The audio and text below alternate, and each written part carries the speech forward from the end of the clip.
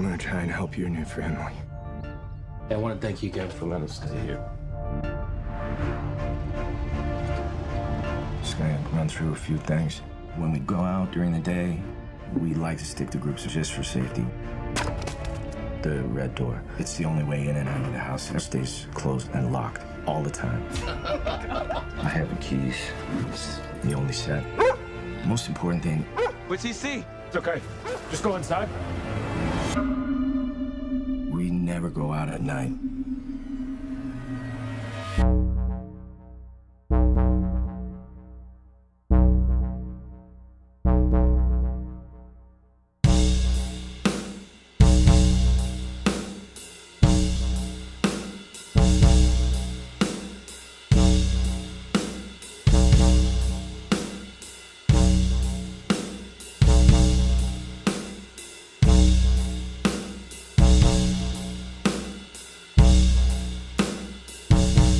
Hello, good evening, and welcome to GamesNGore, where two guys bullshit about thumbsticks and monster flicks.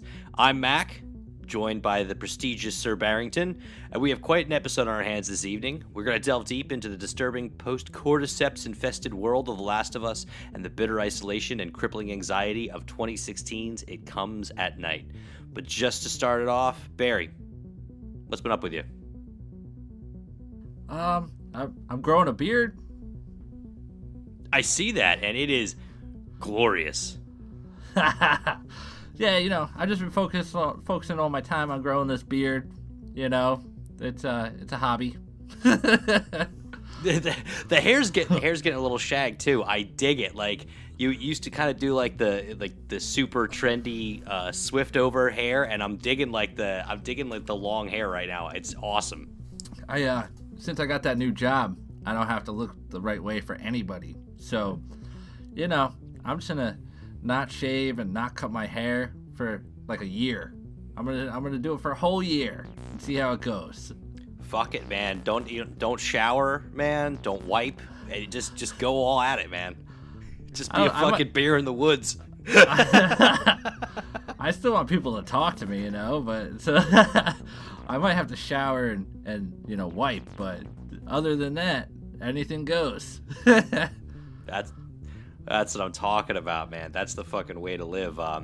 Yeah, I'm actually starting to grow a beard myself, as you probably noticed. But the problem of mine is that since I do work in a job where I have to have a certain appearance, I have to go like a barber, and they buzz mine down, which I'm fucking fine with as long as I have a beard, because I look like a fucking toddler without any facial hair, so I'm game with anything. You know, I'm only like about 2 months in. I mean, yeah, probably about 2 months in. My favorite thing is the way like my mustache gets when I stop shaving it. It starts looking like it's gonna be a villain one where it curls out. I'm actually super fucking jealous of that, because that's such a badass way to grow your mustache. And like, not the like I'm a hipster, I'm gonna throw like a bunch of fucking like oil into it. Like yours just naturally does that. Like, yeah, you're like this day and age Daniel Day-Lewis. I'm telling you. It's fucking You think awesome, he's gonna be? man. You think he's gonna be next for sexual accusations? You think he'll be the next one? Everyone's getting busted for like, you know, being all touchy and rapey. He would not be the first person I'd go to, but at the same time, a lot of fucking people that I wouldn't think, like fucking Kevin Spacey. What? Like Louis C.K. I was like, yeah, I mean, dude's awesome, but he's always been kind of like fucking crazy. And when you're kind of fucking crazy, and women say, oh, well, he whipped his dick out on me in a hotel room, I'm like, yeah, well, that kind of sounds like something he would do. Like Kevin Spacey, I was like, fuck, man, he's like such a like seriously cool guy and method actor, and then I'm like, oh man, he's a shitty person now. Like this. I know, and then he tried to get an out by being like, you know what, I'm gay, and now the whole gay community hates him. They're like, what are you, an asshole? Like, don't bring us into it. Like, we didn't do anything. For fuck's sake, you're absolutely right. And it's because he's been grabbing dudes' dicks, and I don't know, maybe he thought saying he's gay made it like, oh, it's man on man, so it made it less a fucking problem, but obviously rape culture is fucking horrendous no matter who it is. And I think it really backfired on him. Like, he tried, but he fucking failed. You know what I was thinking? That maybe that could be the backstory to It Comes at Night. Maybe that's why there's nobody around.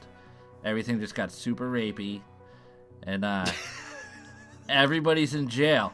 Everybody's in jail for, just their sexual misconduct, and then this outbreak starts, and that's why there's not so many people around. You think that's a point, because that could be a possibility. Yeah, I totally agree, because you know what? The disease is only passed by touching. Oh, that's not true. and it's not airborne, so it's only touching. That's actually an interesting conspiracy, as you and I both stroke our beards simultaneously, which I'm so glad that nobody listening can see, but at the same time, I'm disappointed for you. It makes you think. It makes you think. It does make you think. All these touchers are stuck in jail after they started spreading the disease. It's their fucking fault. It's the movie. The movie is about rape culture. I like it. That actually makes it even darker than it already is, which it didn't need to get darker, but fuck it. Let's take it up the next level. So, Barry, like I said before, It Comes at Night. We watch the movie. I'm going to tell the world about it. So, I'm going to tell everybody who's listening. So, basically, the world is in a constant state of blackout. A newly born virus has spread across the world, presumably killing most of humanity. But contact to the outside world has gone silent, and Paul, played by the amazing, one of my favorite actors, Joel Egerton, which I always say his name wrong, which is ironic, but anyway, is doing everything he can to help his family survive amidst the perceived turmoil. But his bunker is compromised when an unknown family arrives, seeking trade and shelter. And when the infamous Red Door, the only access point to the boarded-up home, is found open in the dead of night, panic sets in. Blinding fear of being infected may very well consume them all. I love it that door's red. I love it. It's just foreshadowing that, opening that door is bad. Oh my god. And it's such a droll house. Like, it's just such a dark and old, musky cabin. To have that bright fucking red door is... And just the hallway itself is even creepy. Oh, yeah, how they're standing at the end of it with the guns, just peeking around the corner. I'm telling you, you know what? I would just lock down in that house. Like, you know what? Another dude's out there, boom, done. We're not doing it. Only us. No one else coming in. Oh my god. And and I'm gonna warn anybody listening right now. I'm sure we're gonna get fucking spoilerific, but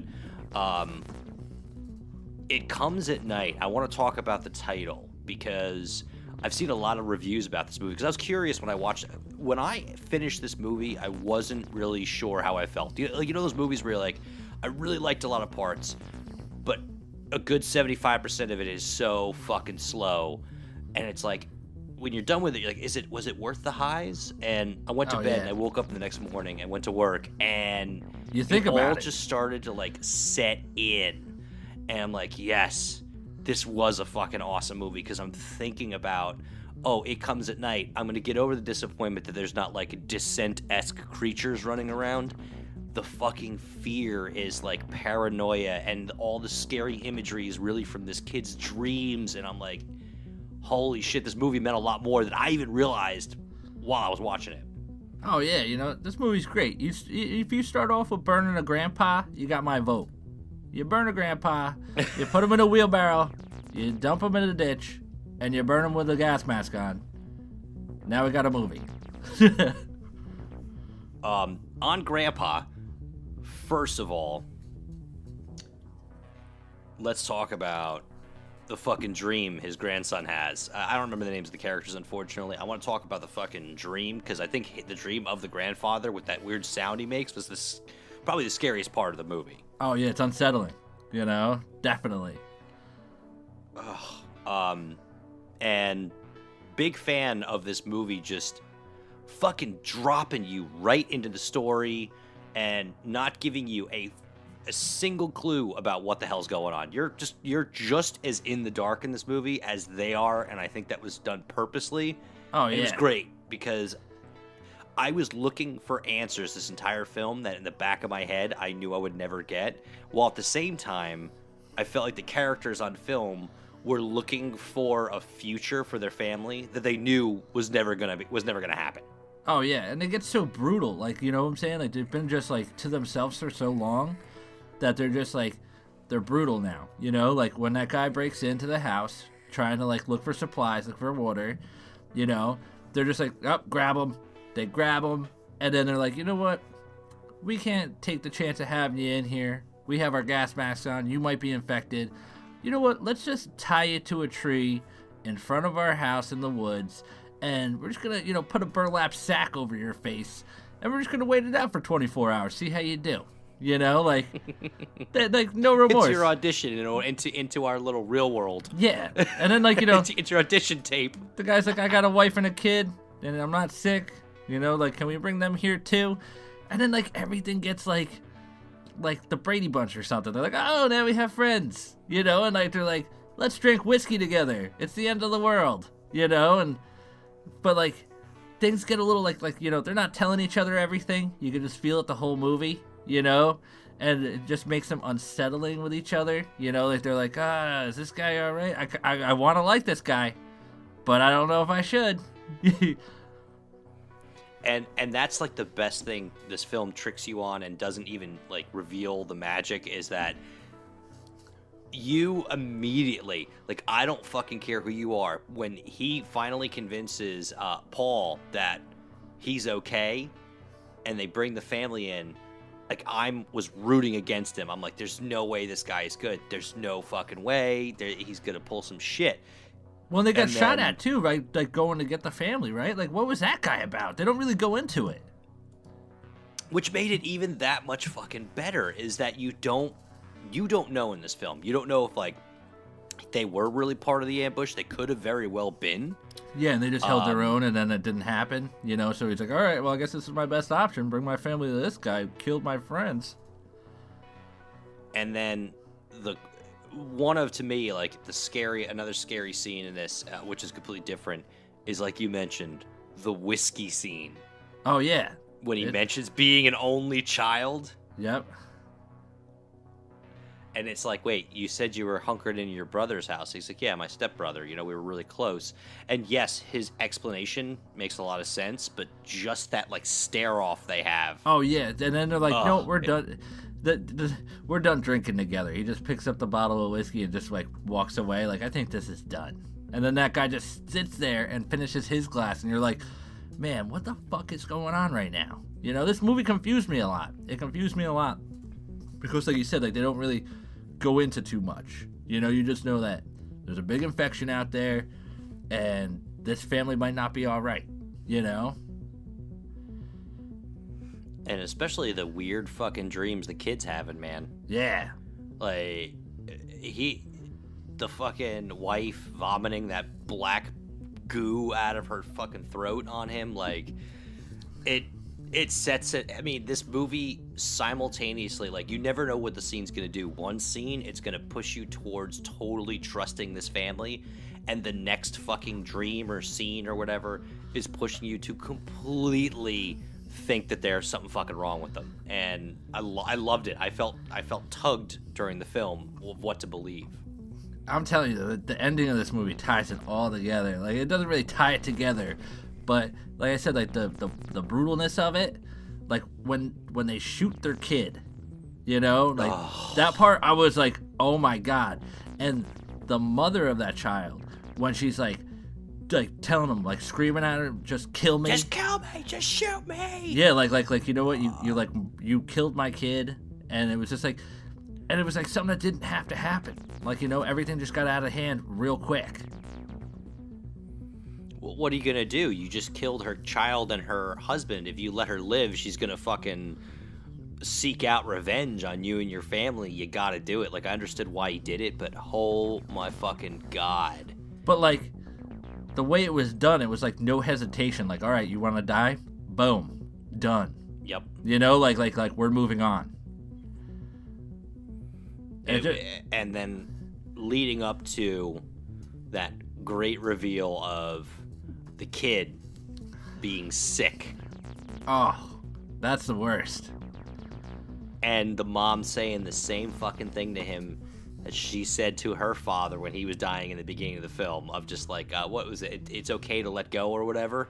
Yep. It's okay to let go.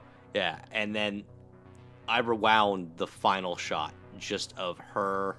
It was Sarah and Paul sitting at that table, all fucking gray and like fucking fungus growing out of their arms and shit. And I mean, it's that final shot isn't very long. It's less than a minute. They just boom.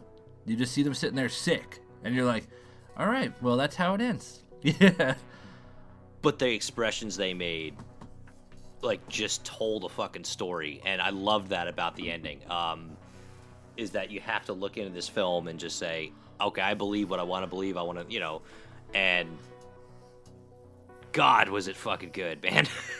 It was really great. A good fucking film. I can see how people dislike it because, like it leaves a lot like open and like you said, like it's confusing sometimes, like you're like, what the fuck's going on right now, but like just like I think it's just one of those slow burn horror movies that I love that type of stuff. You know what I'm saying? Like it doesn't have to be it's the whole time you're uneasy. Like you're sitting there like, oh, like what's gonna happen? And I loved it. Like the dog out in the fucking woods, you're just like, what killed it? Did the dog die? What killed the dog? Right? And you never get an answer. And with the way the makeup effects were done in this film, I wanted an answer. I want to see what a fully deformed character in this world looks like. It probably looks like, one of those things from The Last of Us. I'm so glad that you mentioned that, because that's exactly what I was thinking. We also dove back into The Last of Us, a PlayStation exclusive game that mostly everybody fucking loves this game. Like anybody I talk to that played this loves this game. IGN gave it a 10 out of 10. They hardly ever do that. And they do not hand out 10s lightly. Nobody really, not a lot of people do, but and I want to tell a little story about this before I actually talk about it. So I went out and I bought The Last of Us when I had my PS3, and before it blew up. But actually, I think I got drunk and smacked it when I was mad at Madden. It was one of, you know what? We'll just like it comes at night. I'm not going to define. Something happened to it. I strapped an M80 to the top of it. I smacked it and then I lit it. I think I smacked it, and then you heard the disc going like up and down. I was like, uh-oh. Whoops. Well, anyway, so I was working at another job, and I actually had to work on a Saturday, which I rarely did. And this dude that I had talked about video games before was like, yo, what are you playing right now? And I was like, I don't remember what was out then. I don't know if it was like Destiny or some shit. And I was like, oh, I got this, I got that. I bought Last of Us for some reason. I didn't play it right out the bat. I think I was involved in something else. And he goes, oh, so you haven't played the first 15 minutes, right? And I was like, no. He goes, bro, you're going to cry. I guarantee you're going to cry. You have a daughter, you're going to cry. And Lord, he was right. So, The Last of Us. For anybody who hasn't played it, this is your tale. Joel was a hard-working single father when that fateful day arrived. A newly discovered fungi has adapted to take control of the human body, turning innocent lives into grotesque, mindless feeding machines. After suffering the most vicious fate a man can endure, Joel teams up with the Fireflies, a renegade group determined to find the cure to save humanity and battle the quarantined government that rules the ruins with an iron fist. His mission? Deliver a young girl named Ellie across the country to the Fireflies' last remaining lab, as they believe she is the antibody needed to combat the deadly cordyceps. Take hold of a man pushed beyond the limits of his soul, scrounge for the simplest of materials to create makeshift weaponry, and sneak past clickers, one of the scariest creatures ever put into a video game. Take heed, or you may truly be The Last of Us. Oh, yeah. First 15 fucking minutes, man. Oh, yeah. This game's brutal, too. Any of the end of the world shit is always brutal. And or it's a joke. It's either brutally serious or just hysterical, goofy nonsense. you know what? Like I this game was like teased forever. Like I remember hearing about this game. I think it was maybe like 2009, like 4 years before it came out, and like it was just like, oh, it's a survival game, and it's not like all guns and stuff like that. You have to find water, and you have to find, and people are trying to kill you over bottled water. You know, like things like that. And I was like, man, this game sounds great. You know. If I remember correctly, there was a newspaper in an Uncharted, because it was made by Naughty Dog, and I don't have this in front of me, but I think there was a newspaper that was in an Uncharted game like 4 years before that said like mystery deaths from strange fungus or something. So you're right, like they've been teasing this Forever. plot line forever. And I feel like they were just tweaking it and tweaking it and tweaking it, and that's why they weren't coming out with it. And then they finally were just like, this is perfect. This game is perfect. Now we go. And like it probably took them forever to do it. But the final payoff of this game is great. You know? I mean, like, I just love it. Like you said, like Joel is just like bitter, you know? He's just like done with everything, you know? Broken. Completely fucking broken human being. Yeah. And it's like now you have to like basically like get the girl who's infected, but it doesn't affect her, to these Firefly people to create a, you know, an antibody to save the world. What I love most about this game is a lot of survival games are just like they're like base builders. Like you can get your craft your materials, you get enough people that are around you, and you can basically build an impenetrable fortress. Like this game, you just go like broken house to fucking broken house, and you can look at like 4, I'm gonna call them zombies, not the clickers, but like the infected. Yeah. And you can go, I can't make it through that. Like you could have a shotgun, you can have a pistol, and you can go, there's no fucking way I'm gonna make it through that. And one negative thing I gotta say about this game before we keep like blowing it is controls are super clunky in this. It's not the easiest game to control. I definitely died a bunch of times as Joel because my fucking character would just spin around a corner or he wouldn't turn the right way. Yeah. Controls are rough because it's very like realistic footing. Yep. So Joel loses his fucking grip a lot. Like, a little frustrating. Yeah.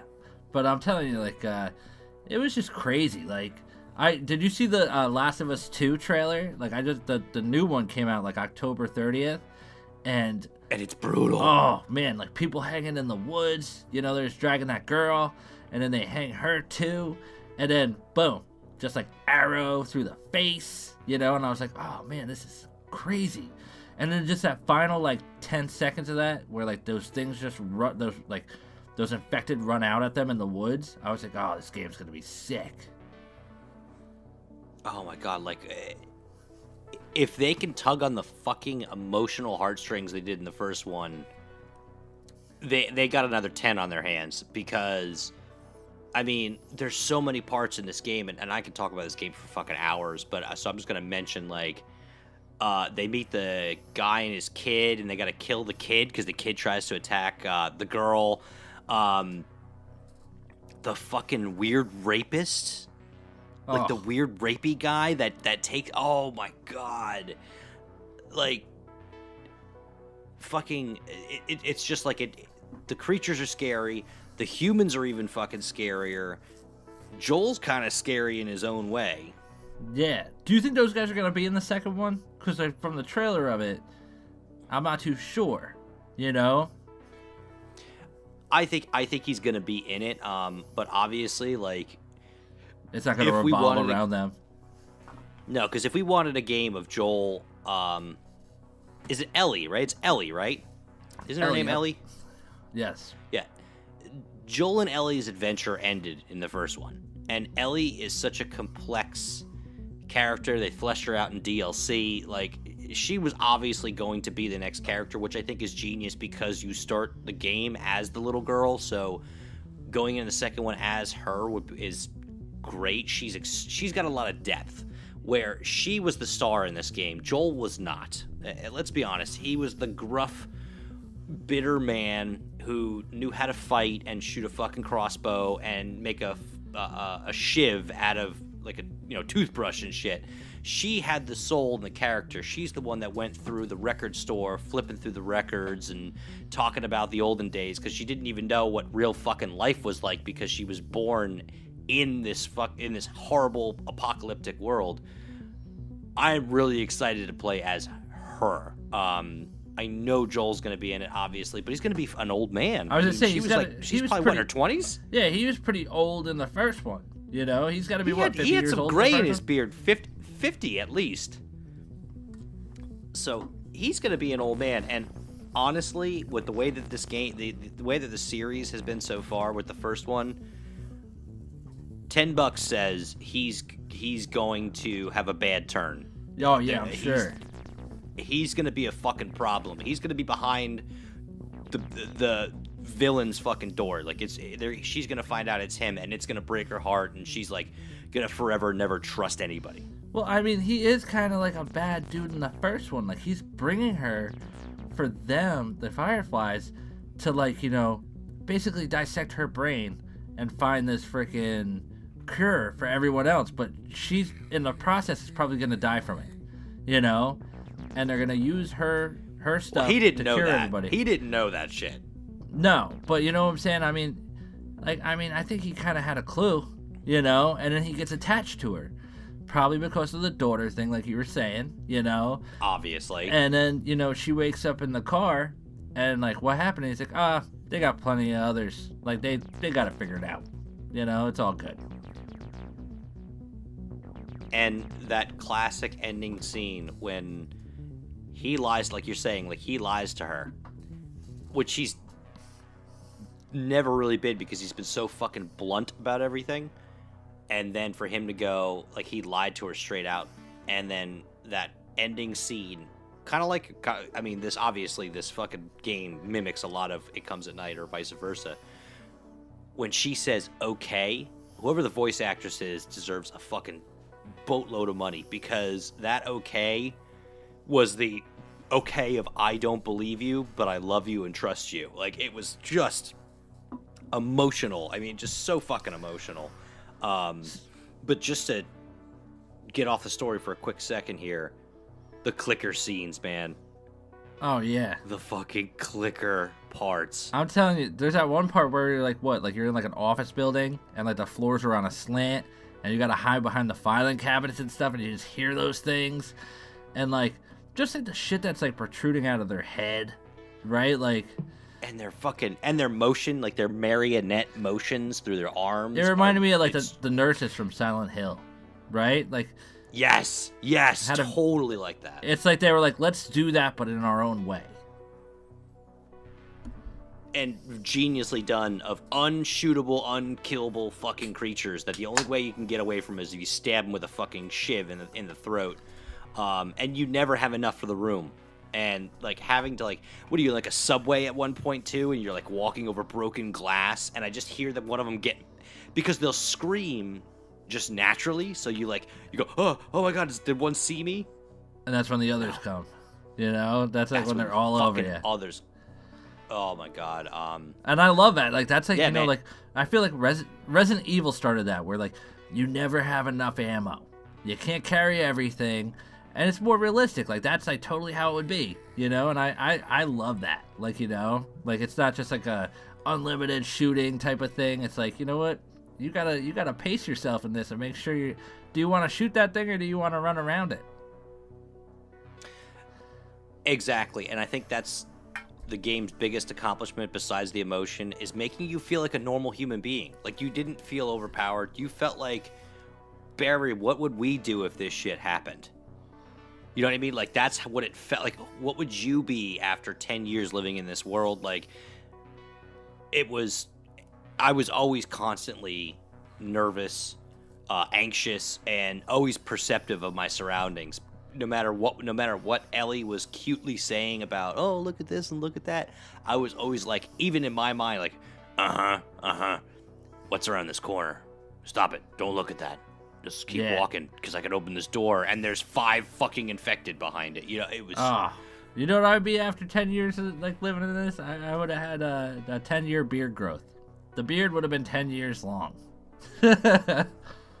Fucking ZZ Barry. I love it. It's great.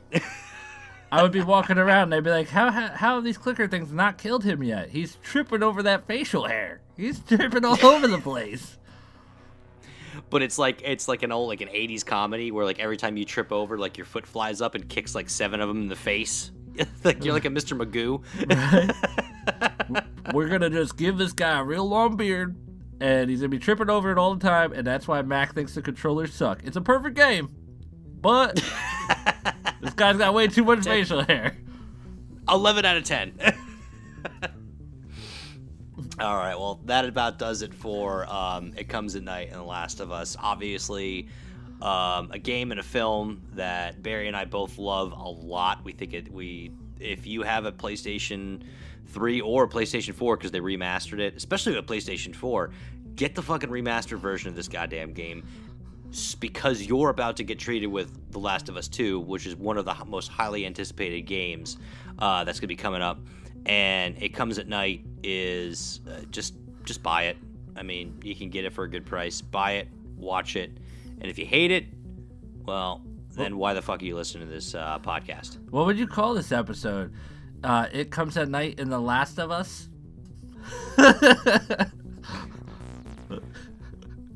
I honestly, I haven't come up with a title on this one. I was hoping it would just randomly generate during this episode. That sounds like a porno title. Yeah, actually it does. The Last of Us Come at Night. It Comes at Night in The Last of Us. Oh, baby, you're one fine clicker. Inappropriate. Well, that's us, and you're you. Everybody, have a great night.